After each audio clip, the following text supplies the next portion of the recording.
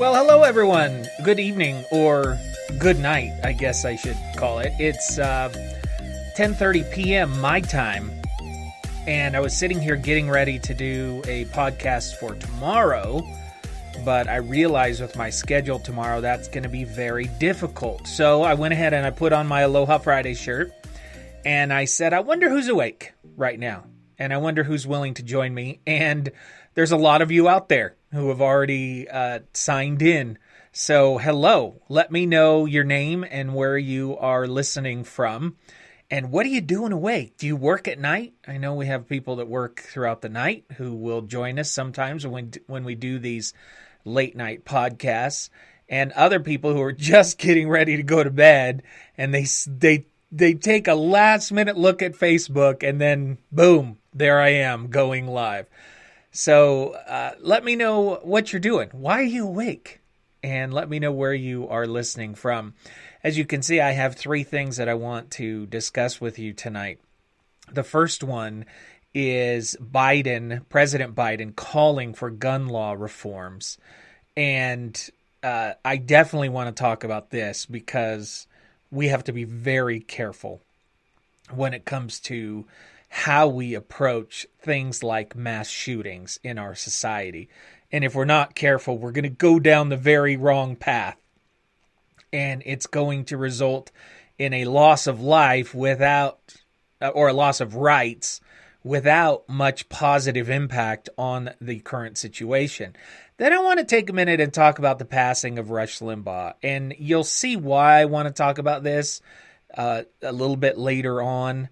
I have some thoughts about him and his impact on my life and where we kind of parted ways, and just kind of the thoughts that are going through my mind as we learned that he had passed away earlier this week. And then a bunch of did you know stories that are fun or interesting or have a really cool video or make you think. So all of those lined up tonight. Let's see, some of you that are checking in. Blake Emerson. Blake is awake. Joining, let's see. OK Giant from Periscope. Brett Crockett joining us. Hey, Jay, always working in South Jordan. Hey, Brett, how's it going? Carrie Frazier, Cottonwood Heights. Brett, I know you're going to want to possibly chime in on our discussion about increased gun control. Let's see. Mike on Facebook says, what's up, Jay? Long time since I've heard you. LOL. Well, thank you for joining us, Mike. Blake says, joining us from Oklahoma. And this is Mike watching from Miami, Florida. I love it. And that's on Facebook. And Paul says, good evening, Jay. You're keeping me from my beauty sleep. I gave up on that a long time ago. As you can tell, face for radio. Let's see. This is Tony. What's up, Jay? Dallas, North Texas weather. Jason McLaughlin. Yeah, wow, we've got people listening from all over the country tonight. And this is Tony says, what type of camera is that? Very clean. This is a Canon EOS T7i. It's actually my son's camera that he lets me use to do these broadcasts. So I'm glad that it's a great image for you. That's one of the reasons why I wanted to use it. So thank you. Anybody else want to check in from wherever you're at? So we've got a national audience today. To those of you in Texas, wow, my heart goes out to you. As you know, I lived in the Dallas-Fort Worth area for 5 years and I never experienced anything like you're experiencing now. But I do know how terrible just an ice storm can be. And then you combine that with the length of time and the snow, just crazy. So I hope you're doing well if you are in Texas. And part of our Did You Know is I've got some of the video that is being taken. People's pipes bursting and having no power, rolling blackouts. Gosh, this is just a carryover from 2020. A lot of people hoping that 2021 would be better. Not getting any better at all across the country. I did see one person on TikTok congratulate President Biden for solving global warming in his first 30 days. Just unbelievable. So I hope that wherever you're at, you're doing well. And again, I do want to dive into this issue. So we just had the anniversary of one of the most horrific shootings, mass shootings in our country, Parkland. And of course, a lot of people are chiming in and remembering the horror of that day. And this is always a time when we hear calls for new laws and new legislation. And so I wanted to take a minute and share with you what President Biden said and what he is proposing. And then I want to apply some of our rules to it to find out if this is really something that's going to make a difference. And I want to know from you if you think it's going to make a difference. So he said, quote, all across our nation, parents, spouses, children, siblings, and friends have known the pain of losing a loved one to gun violence. And then he brought up, again in 2018, 17 people at Marjorie Stoneman Douglas High School were killed by an ex-student armed with an AR-15. Many of the school's teenage survivors went on to become prominent advocates for gun legislation reform. And President Biden used the situation to talk about what he wants for gun reform. And just to kind of sum those things up, he called for a ban on assault weapons. Then he called for an introduction of background checks for all gun sales, a ban on high-capacity magazines, and for an end to legal immunity for gun manufacturers. And within each one of those is something that we need to talk about and we really need to be concerned with. So let's talk about the first one. And this is the most common one that we hear, the banning of assault weapons, assault rifles in particular.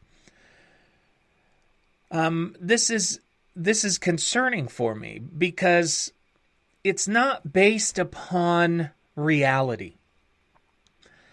And one of the ways that you find out if something is going to work, this is something that was taught to me by my parents, and it's the and then what game, or the and then what rule. So what I want to do is apply the and then what rule to these measures that he's proposing to find out if they're actually going to have an impact or if they're just going to make us feel good. And that's what a lot of legislation that I see from the left does. It makes us feel like we did something. But in the meantime, you're really only inconveniencing or punishing the law-abiding, and you're not really solving the problem that you're setting out to solve. So in this case, we're talking about, this is on the anniversary of mass shootings, school shootings. So we want to get rid of assault rifles to end mass shootings, or at least to minimize the damage of mass shootings, I guess is what they're saying. So let's play the and then what game. And what we'll do is we'll snap our fingers and we'll say that magically, when this law is passed, all assault rifles disappear off the face of the earth. Okay? So we've done that. Snap our fingers, all assault rifles are gone. Not that that's going to happen, but we need to do that. We need to stipulate that to play the and then what game. Okay. Does that end school shootings? No. And so what happens when assault rifle, and it's what everybody will tell you, President Biden will tell you, they don't want to take away your right to bear arms. They just want to take away assault rifles. That's all they want to do. Well, it's disingenuous Because are you really telling me that once assault rifles are gone and there is another mass shooting with semi-automatic handguns, that you're going to go, oh, wow, thank goodness we got rid of the assault rifles. And we'll just let the current shootings that are happening stay. Think about it. So you got rid of assault rifles and there are still mass shootings happening. Now, can you say that those mass shootings will have fewer casualties? That's debatable. Some of the worst mass shootings, school shootings that we've had, did not involve a rifle at all. Virginia Tech, for example, 2 semi-automatic handguns. So we didn't stop mass shootings with the assault weapons ban. And so what are the likes of Joe Biden going to say once the shootings continue with semi-automatic handguns? Again, we're playing the and then what game. Well, I can tell you what it'll be. Okay, we don't want to take away your right to bear arms, but now we just want to get rid of semi-automatic handguns. And so they'll ban those. Okay, let's snap our fingers and say we've gotten rid of semi-automatic handguns. Are still shootings? Yeah. Still gun violence? Yeah. Are there fewer deaths? Probably, if you could magically get rid of all of these weapons. And like you really could do that because there are hundreds of millions of these weapons in the United States. But let's say that you could do that. So now there's still mass shootings. Well, so what's next? Do you see what I'm getting at? The focus on the weapon is completely misguided, if you ask me. Focusing on the tool of choice is completely misguided. And there's only one path where it can lead, and that is to the full and ultimate loss of the right to bear arms. Because you're not going to solve the problem by getting rid of assault weapons. And you're not going to solve the problem by getting rid of semi-automatic handguns. So this is one of the failures to me when you have an emotional response to a major problem. You don't play the and then what game. You don't realize the natural or unintended consequences of what you're doing. So play the and then what game. Let's get to some of your comments here. Let's see. Some of your comments are kind of long, so I can't necessarily read them and display them on the screen. Oh, some of you are still going on about the loss of power in Utah.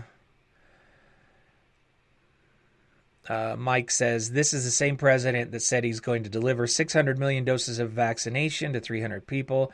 How can we expect him to lead anything that makes any sense about gun control? Look, it's not... I choose not to conflate other issues or to make this personal about President Biden. This is something that the entire Democratic Party wants. And if he wasn't in office and it was another Democrat in office, they would want it too. So I choose to, instead of making this about individuals and their capacity, I want to make this about the policy and whether or not the policy would work. And along with that, ask you the question. If it's not gun-focused, then what do we do? If it's not weapons-focused, then how do we stop mass shootings? Unfortunately, and fortunately, a pandemic is a great way to stop school shootings. But unfortunately, I think we all know the truth, and that is that once we return to schools, this is probably going to rear its ugly head again. Let's see here. Blake says, semi-autos aren't assault rifles. Dems want to ban my 16-round, $239 most basic 9mm pistol. Okay, so the president is not calling for a ban on any pistols as far as I know. He's calling for a ban on assault rifles.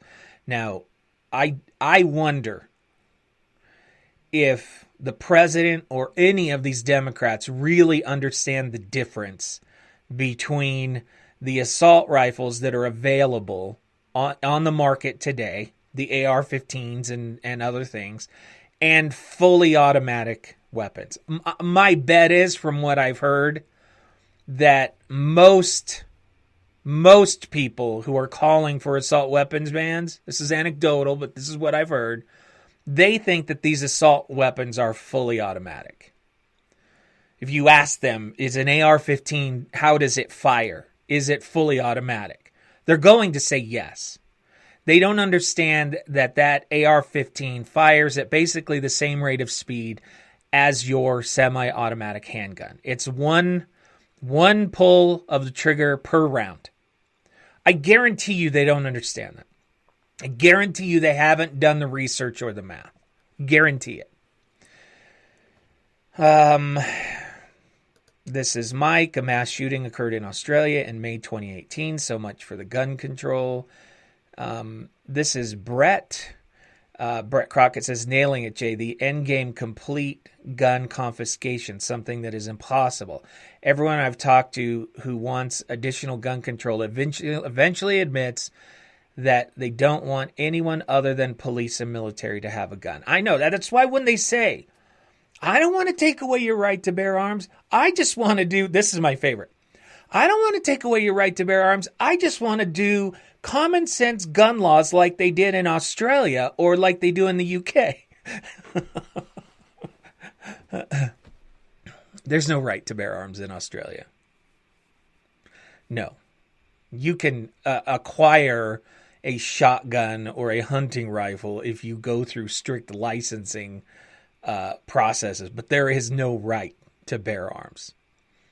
There just isn't. And the same with the UK. So anytime somebody brings that up, just chuckle a little bit under your breath and say, have you read the laws? Because if you want what they have, you're going to have to get rid of a certain part of our Bill of Rights in order to have that. But again, I'm more concerned about policies that will work. If you think that getting rid of assault weapons will stop mass shootings, tell me how that math works in your head. And if you think that if mass shootings continue after we got rid of assault rifles and you're not going to then seek to go after the next weapon, then what are you going to do? And we don't make this weapons. We don't do this with other things. When somebody drives a car into a group of people, when a terrorist uses a truck, you don't hear calls for truck bans. You don't hear calls for vehicle bans. And the reason for that is because most of the people who are calling for a ban on these things, they don't see a reason for you to have this right. They don't understand guns. They don't understand why you would ever want to possess a gun. So they don't have a problem taking away that right from you. Because they just don't see it. You'll hear them say it openly. Why would anybody need an assault rifle? Well, why do you need a car that goes over 40 miles per hour? You don't. And do you know how many lives we could save by putting a limiter on your vehicle so that it simply cannot go over 40 miles per hour? We'll save a lot more lives doing that than we'd ever save by getting rid of guns. Rights aren't about need. When you have a company that values and cherishes civil liberties and freedoms, you don't define those based upon need. If you only can get what you need and what is 100% safe, do you think that's a free society? That's not freedom. That's something totally different. Let's see. Chris says, I would love gun owners to be the leaders in stopping school shootings.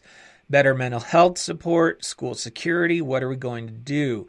Chris, you're bringing up a great point. This is a point that I made often in my campaign for Congress. I believe that we're on a current course to losing our right to bear arms. And the way that will happen is you have generation and generation of kids growing up in schools where there is a threat of mass shootings. And those children aren't being taught the value of the right to bear arms.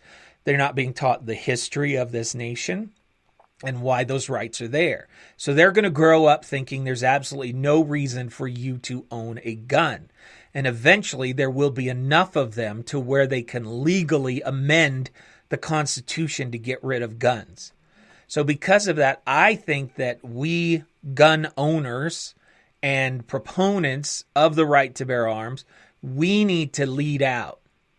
And we need to find solutions. And I think mental health is a definite part of that solution. I think that we need to be asking a question. And I'll be honest with you, I don't hear this question being asked. Why? What is it about our society that is raising youth who want to kill and then be killed? That's the question we should be investing millions and millions of tax dollars into. Not, why do they want to use a gun? Because if you got rid of every gun in the country, you still are going to have something in our society that is producing kids that want to kill and be killed. So you may have saved some lives, but you know what?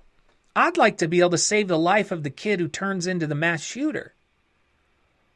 I don't hear a lot of talk about that. We don't have sympathy or empathy for the kid who turns into the shooter. Well, there's something in them, something happens. And if we can identify that and help them so that instead of turning to that, they have a long and fruitful life contributing to society. But we always take the easy way out. It's too hard to find out why, what is going on in our society that is causing that. That's too easy. That's too hard, excuse me. The easy thing is just focus on the tool. And then we can wash our hands and say, we did something. See how great we are? We're such great politicians. We passed a law. We took away rights. See how great we are? You still have kids that want to kill and be killed? That's where we need to be focusing our time and our effort. Paul says, stats provided by the FBI would suggest that the percentage of murders by assault rifle are insignificant compared to handguns. Less than 1%, I think. Yeah, but we need a bad guy. And we need to be able to send a message to everybody out there that we did something. So it's an easy target. And you pass this law and quickly people who have a right now lose that right. But did you do anything? Did you solve anything? Let's see. Despite calling himself a gun owner because he owns a shotgun, President Biden doesn't understand firearms or firearm law. He recommended warning shots as well as shooting through a door, both illegal in most places and ill-advised everywhere. Thank you, Brett, on Facebook. Let's see. This is Mike.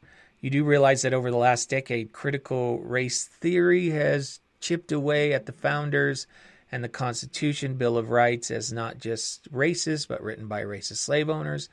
The flawed theory is fueling the dissolution of our rights.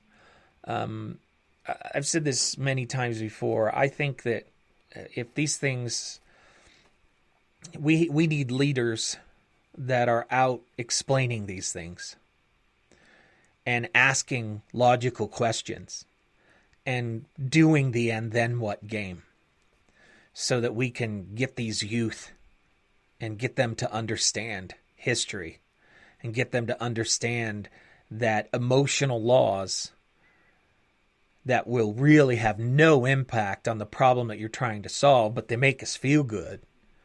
They're the fastest way to a loss of rights in our society, and they give you a false sense of security.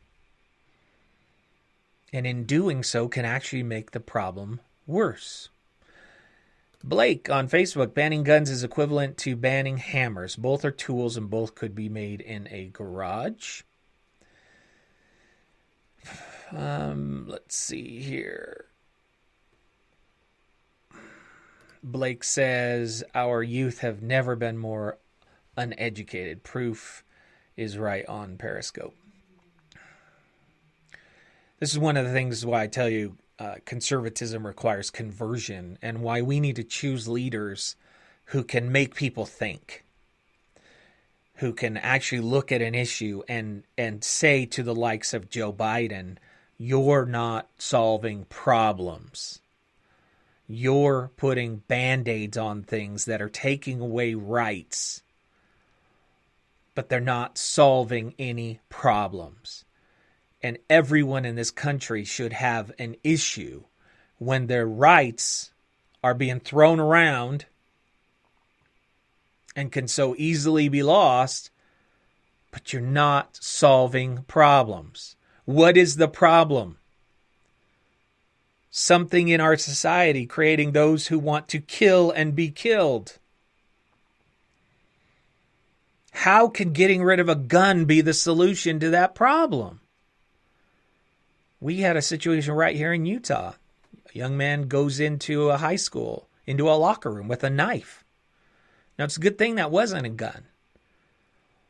But what is it that is going on in that young man's head?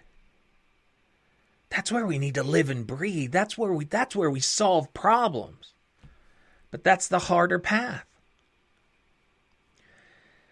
This is Mike. I agree, but how can we choose leaders when the largest media outlets are so blatantly dishonest? Mike, we've talked about this many times. The media outlets are biased, but they are more than happy to have conservatives on their airways. I see it all the time on CNN. They're more than happy. If somebody wants to share their beliefs, they're more than happy to have you on. And the media on the right, Fox, they're just as guilty. They're just as guilty.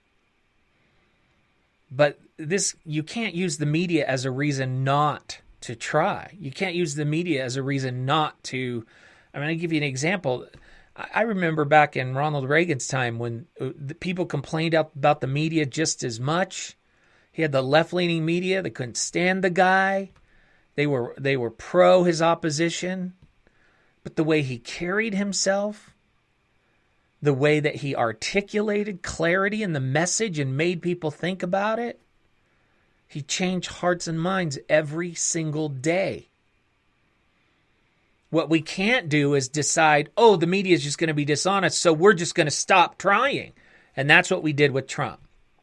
We stopped trying to articulate a message and convert people to our ideology, and we just started character assassination of anyone who disagrees with us. And that's what I can guarantee you one thing. That's not going to work. That's not going to work. The media is interesting, and they're going to say whatever they want to say about you. But they will gladly put you on the air and let you speak. Gladly. And that opportunity is not being used the way that it should be used. And instead, we're turning to hatred and anger, and we're not trying to change hearts and minds anymore. And that's, again, where I think we need to live and breathe. Now, on to some of these other issues. So hidden in this proposal by the president, he doesn't use the language, but it's there for you to see. The President Biden called for introduction of background checks for all gun sales. This is the other term for this is universal background checks. And it means if you're a private citizen and you sell a gun to another private citizen, that the federal government would force you to do a background check before you sell that weapon. Currently, if you're a licensed gun dealer and you sell a weapon, a background check is required. When I go down and I buy a gun, I go through a background check. But I've never purchased a gun from a private seller. So people are like, well, what's the matter with universal background checks? Again, understanding how reality will work. We have this belief that if there's a law, people will follow it. And all we have to do is pass the law. So here we do. Here we go. We pass a law saying if a private citizen sells a gun, then there has to be a background check. So we've got two bad guys, and they're doing a clandestine gun sale at the trunk of the car. It's a cash transaction, and before the transaction is done, the one bad guy gets out a form and says, would you do me a favor and fill out this background check form? It's nonsense. It's absolute nonsense. What this will do is it will force the law-abiding to pay fees. And by the way, the only way you can have a universal background check is if you have a national gun registry. Otherwise, how do you enforce it? How do you know that a gun's been sold without doing a background check? This can't have any teeth unless you have a national gun registry. So we do a national gun registry. Then we force every law-abiding citizen to conduct a background check when they sell a weapon. And do the lawless follow any of it? Do the people that you're trying to stop, do they follow any of it? No, and there's absolutely no way to police it. The only time that there is going to be enforcement of a gun sold without a background check is after the fact, when some crime has been committed and you have the weapon.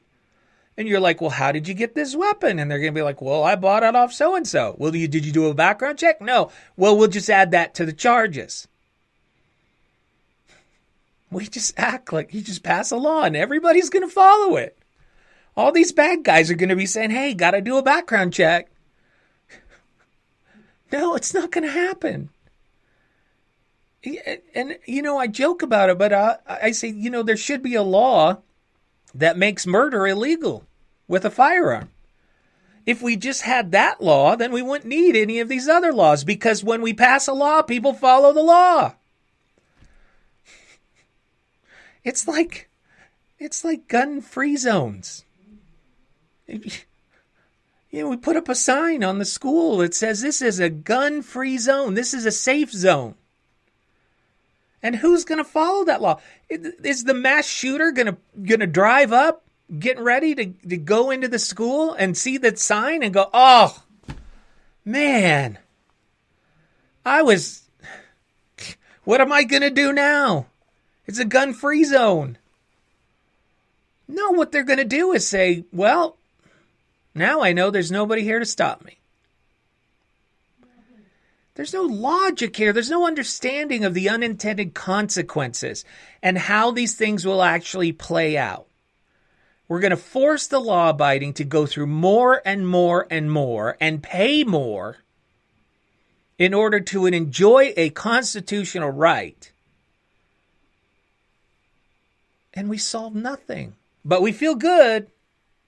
But because we solve nothing, the problems will continue. And so we have to keep doing things that make us feel good. And it's called a slippery slope, is what it is. This is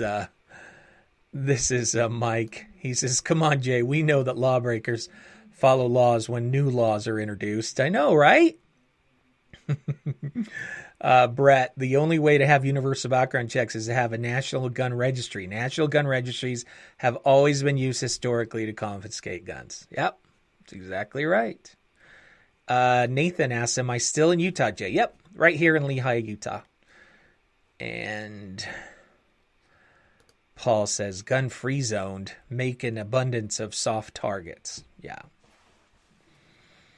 So, background checks on all gun sales. The law-abiding will follow those. The evildoer will not. And there's no way to stop them. High-capacity magazines. I hear this a lot. As I've said, we have had a number of mass shootings with high casualties without high-capacity magazines. I feel that this, again, is something that will make us feel better. Could it save a few lives along the way? Yeah, possibly. Possibly it could. And then this last one, an end to legal immunity for gun manufacturers. You know what that is, right? That's the end of gun manufacturers. Plain and simple. How does a gun manufacturer survive if every time there is a shooting, there is a lawsuit against the gun manufacturer? I mean, that last one, that's just another way to get rid of guns. We're not taking away your rights to own a gun, but you won't be able to buy a gun because there's no way you can be in business long enough and battle all of the lawsuits that are going to come your way. Not just for mass shootings, but for any shooting. That's just the death of the gun manufacturing industry completely.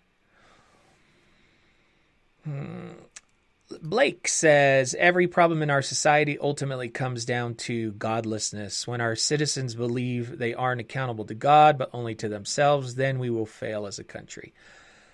You know, Blake, I got to tell you, I know a lot of people and have known a lot of people over my lifetime who are atheists.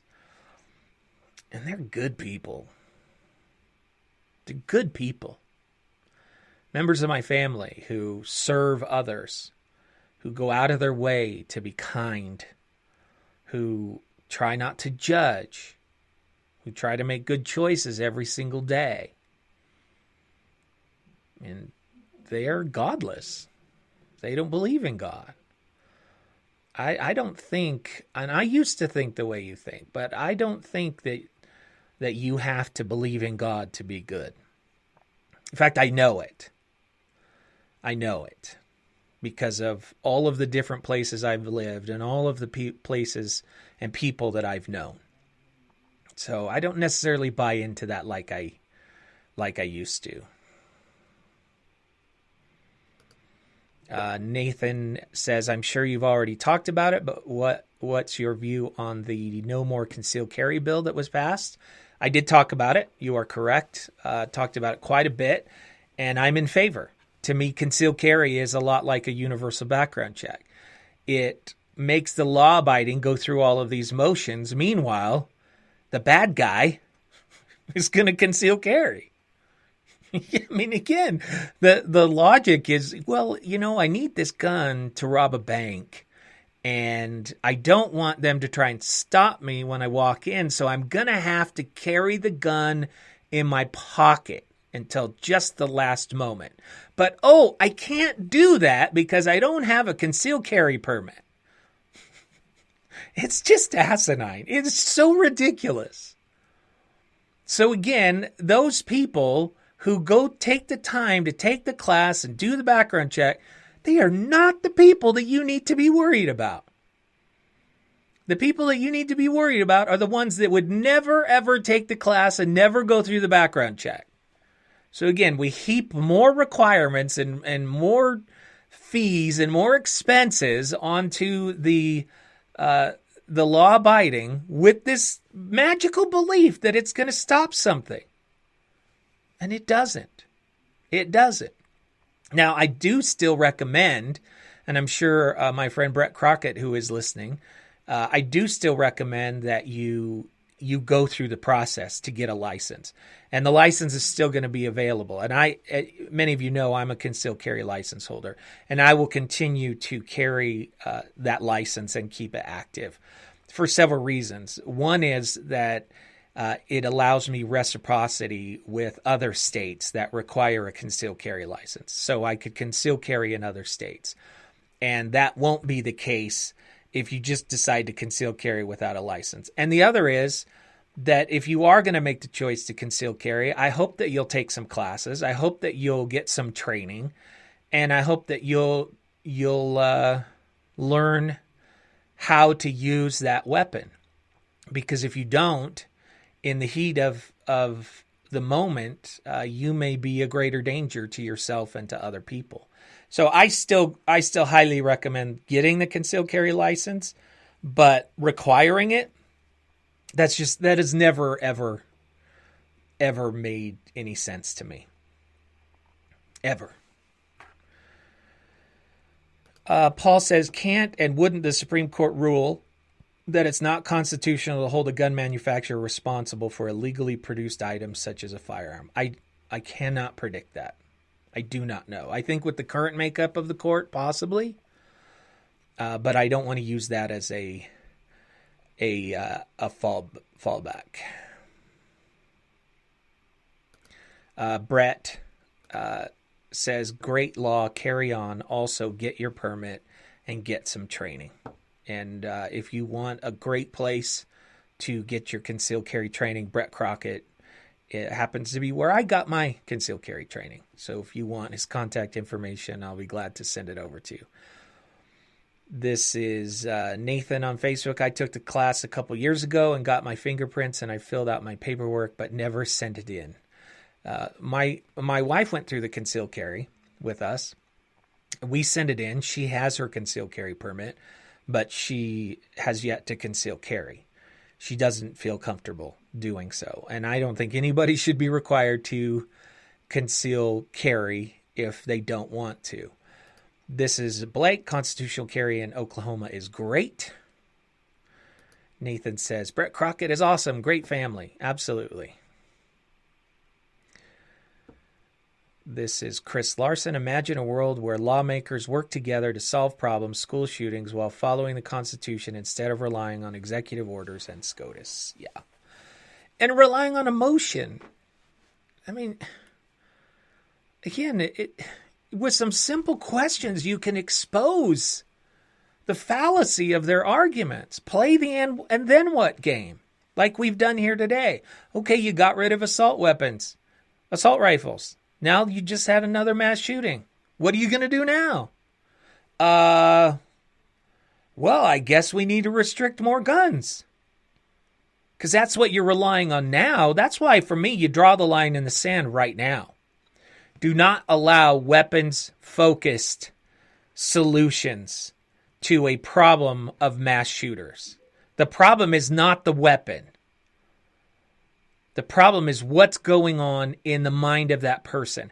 How do we identify that as early as possible? How do we treat it? How do we red flag it? How do we do things in advance that will actually save lives and solve the problem? That's where we should be focused. And it is remarkable to me that I don't hear that in President Biden's statement. Maybe it was there. Maybe I missed it. Oh, and by the way, we're going to figure out what creates a mass shooter. How about we spend some money on that? No, these laws, they just sound so good. It's just so easy. Pass a law. Universal background checks. That's very frustrating. And that's why we need to take the time to educate our own children, and we need to choose the leaders who, when they talk... I'll give you an example of what frustrates me, okay? There was a time, you remember this, pre-pandemic, when the president of the United States, President Trump, seemed to signal that he might be in support of a universal background check. Do you remember this? And then 2 days later, he said no. And you know what happened in between those 2 days, right? He got some phone calls. I'm sure he got a phone call from the NRA. I'm sure he got a phone call from a lot of his constituents. And they said, dude, what are you doing? And so he changed his position. But he never explained why. And this is to this day one of my biggest frustrations with President Trump, is that he has such a bully pulpit. How hard is it to explain why Universal background checks are a fool's errand. How hard is it to explain why focusing on assault rifles is a fool's errand? I've done it here. Can you imagine having a president who does that? Yeah, he's going to get attacked. Of course he is. But people hear. People listen.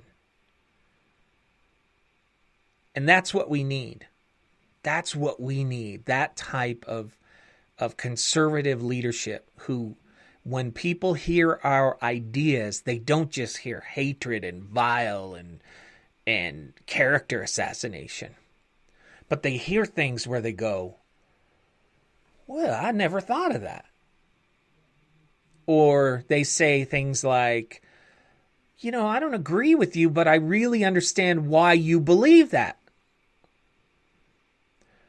That should be the end game for all of our communications. That's where we should live and breathe. And as long as we choose leaders who can't do that, I think conservatism dies. And I think the right to bear arms dies. Because as I pointed out, the youth of today are not growing up with an understanding of these things. And soon there will be enough to where they can do some real damage to the right to bear arms. Real damage. And there won't be much anybody else can do, because if they have the numbers, they can do it. So I really encourage you, as we come up on the next election cycles, as we try and decide, should Donald J. Trump be a nominee again? As we look towards the long term and stop sacrificing the long term for something that we can have right this second. We got to think short-term pain, long-term gain. Otherwise, these things die, if you ask me. They absolutely die. All right, any other comments on Biden's call for new gun reform? You guys, your comments have been great, right on. I think all of us in this conversation are pretty much on the same page, so I thank you for that. But I do want to get any of your comments in before we move on to our next discussion. And it's an interesting discussion. I want to talk a little bit about Rush Limbaugh. And why do I want to talk about Rush? Well, you'll have to hang on a minute, and I will tell you why. So why don't we go ahead and move on to that discussion.